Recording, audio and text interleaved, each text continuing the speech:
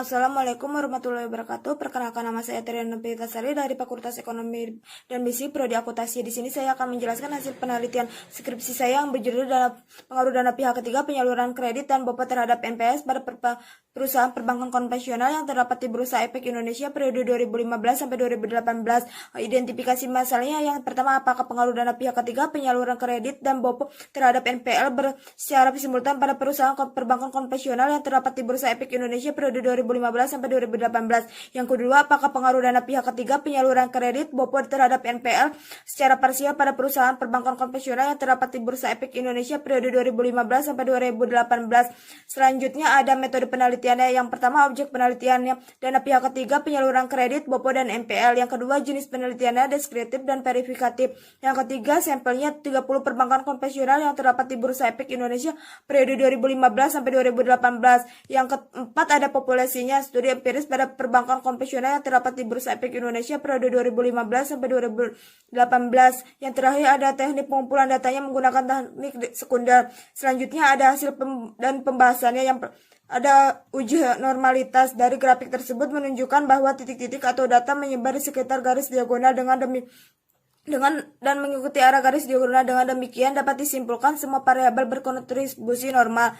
Selanjutnya ada uji multikolaritas. Dari hasil output VIP menunjukkan bahwa VIP kurang dari 10 dan semua tolerans variabel bebas di atas 10%. Dapat disimpulkan bahwa antara variabel bebas tidak terjadi uji multikolaritas. Selanjutnya ada uji heterokodaritas. Berdasarkan gambar di atas terlihat titik-titik menyebar secara acak dengan berbentuk suatu pola tertentu secara tersebar baik di atas maupun di bawah angka 0 pada sumbu Y. Hal ini berarti tidak terjadi heterokodaritas pada model regresi.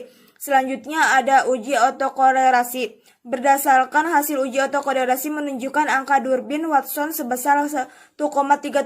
Nilai ini akan dibandingkan dengan tabel DW dengan jumlah observasi N sama dengan 120, jumlah variabel independen K sama dengan 3, dan tingkat signifikan 0,05. Didapat nilai DU sama dengan 1,73. Oleh karena nilai DW sama dengan 1,379 berada di atas nilai DU sama dengan 1,73 namun di bawah ini 4 kurangi DU sama dengan 2,27, yaitu 1,73 kurang dari 1,379 kurang dari 2,27, maka dapat disimpulkan bahwa tidak ada autokolerasi dan uji autokolerasi terpenuhi.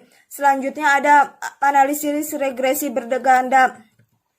Berdasarkan analisis regresi berganda didapat nilai konstanta dan koefisien regresi sehingga dapat dibentuk persamaan linear. Y sama dengan 1,981 tambah 0,017 sebagai X1 dikurangi 0,008 sebagai X2 dan 0,009 sebagai X3. Selanjutnya ada uji simultan. Berdasarkan hasil pengujian hipotesis uji F pada tabel 4.8 di atas dapat nilai signifikan model regresi secara simultan sebesar 0,040.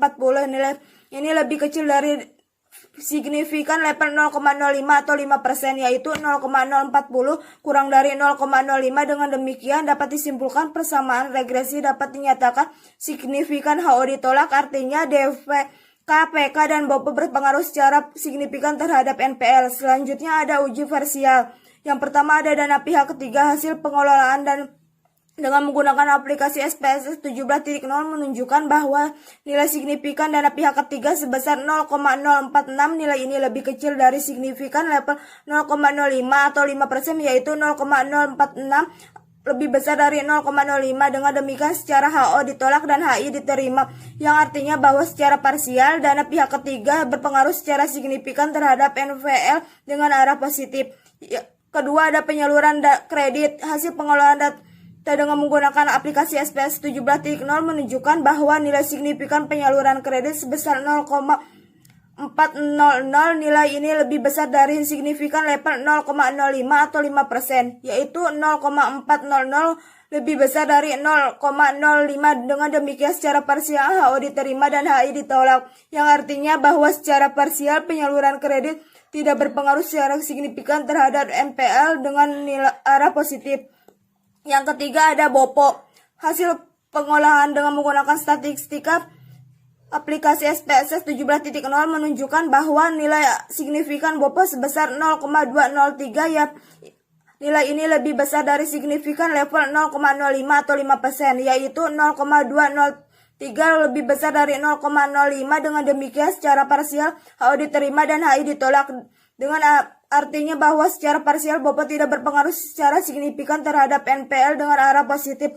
Selanjutnya ada kesimpulannya. Yang pertama, dari hasil uji secara parsial menunjukkan bahwa dana pihak ketiga penyaluran kredit terhadap NPL. Yang kedua, dari hasil uji secara parsial menunjukkan bahwa penyaluran kredit tidak berpengaruh terhadap NPL. Yang ketiga, ada dari hasil uji secara parsial menunjukkan bahwa BOPO tidak berpengaruh terhadap NPL. Dari saya, mohon maaf banyak kesalahannya. Wabillahi taufiq wal hidayah. Wassalamualaikum warahmatullahi wabarakatuh.